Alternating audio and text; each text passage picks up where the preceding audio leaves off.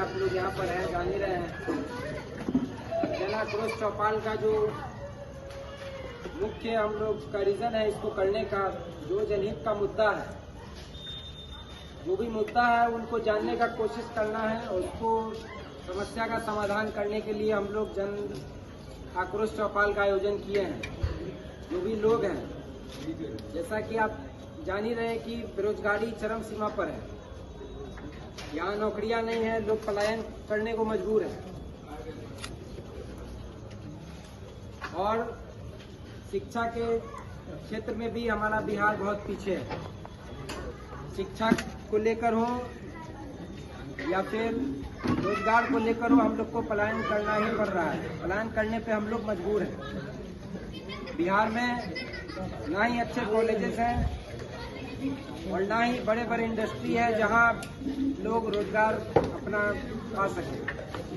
तो इसीलिए हम लोग जो जनहित का मुद्दा है उसको जानने के लिए जगह जगह जन आक्रोश चौपाल का आयोजन कर रहे हैं। हमारे जन आक्रोश चौपाल में जो आए हैं, हमारे कांग्रेस पार्टी के मुजफ्फरपुर के जिला अध्यक्ष आदरणीय अरविंद कुमार मुकुल जी, हमारे कांग्रेस के जिला प्रभारी आदरणीय जेपी राय जी हैं, सभी का हम स्वागत करते हैं। आगे की बात हमारे अध्यक्ष जी और प्रभारी जी बताएंगे आपको। धन्यवाद।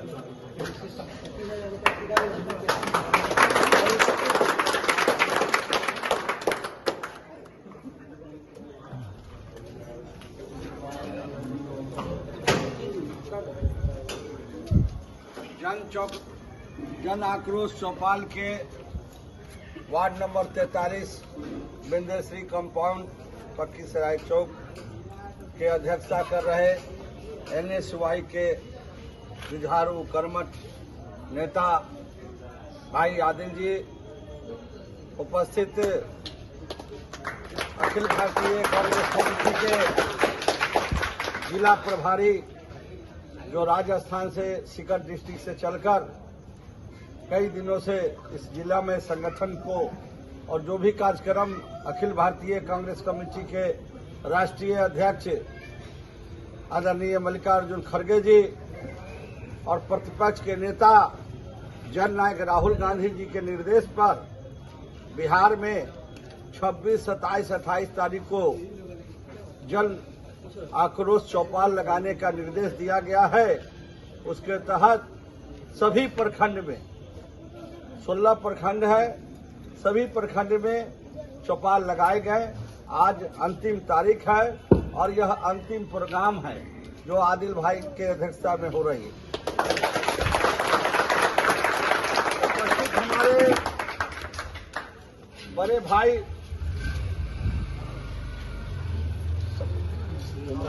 निसार अहमद जी, जो हम लोगों से बहुत ही सीनियर और जनता दल के अध्यक्ष रहे, राष्ट्रीय जनता दल के अध्यक्ष रहे, और कैप्टन जय नारायण निसार जी के सांसद प्रतिनिधि रहे, हम लोग के गार्जियन निसार अहमद जी। उपस्थित यहाँ पे हमारे भाइयों, युवा साथियों, आज जन आक्रोश चौपाल लगाने का उद्देश्य यही है कि आज जो देश में और बिहार में जो डबल इंजन की सरकार और देश में नरेंद्र मोदी प्रधानमंत्री और अमित शाह गृह मंत्री की जुगल जोड़ी, जो दोनों गुजराती हैं और यह देश को में तीसरी बार वह प्रधानमंत्री है, और जो कह के 2014 में वह जनता से शिक्षा, स्वास्थ्य, बेरोजगारी, सुशासन, भ्रष्टाचार पे अंकुश, ये चीज़ें क्या ये सरकारें वास्तव में कर रही हैं क्या? शिक्षा के लिए यहाँ पे उचित स्कूलें हैं क्या? स्वास्थ्य के लिए आप हॉस्पिटल में जाते हो तो डॉक्टर मिलते हैं क्या? आप किसी प्रखंड में, आप किसी ब्लॉक में, आप जिले में आप जाते हो तो आपका बिना पैसे लिए कोई काम होता है क्या? समय पे आपको राशन मिलता है, समय पे आपको सब्सिडी का सिलेंडर मिलता है। आपके यहाँ पे जो नौजवान हैं, बेरोजगार पढ़े लिखे हैं, उनको कोई रोजगार की यहाँ व्यवस्था है? यदि किसी को रोजगार नहीं मिल रहा तो आपको बेरोजगारी भत्ता मिलता है। यहाँ पे कोई फैक्ट्रियाँ लग रही हैं जिन पे लोग रोजगार के अवसर तलाश सकें, सब लोगों को प्लाइन करना पड़ रहा है। तो ये तमाम बातें लेके हम आपके बीच में ये तमाम मुद्दे लेके आए और आपका मानस जानना चाहते हैं कि क्या आप इन मुद्दों पे एक मत हैं? क्या आप एक आवाज में ये कह सकते हैं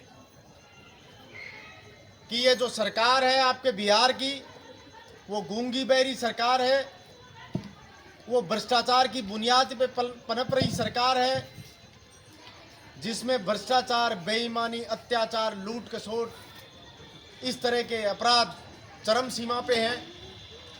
आज आप किसी अपराध के खिलाफ FIR लिखवाने जाओगे तो आपको थाने में दरोगा का सामना करना पड़ेगा और वो आपको एक अपराधी की तरह ट्रीट करेगा।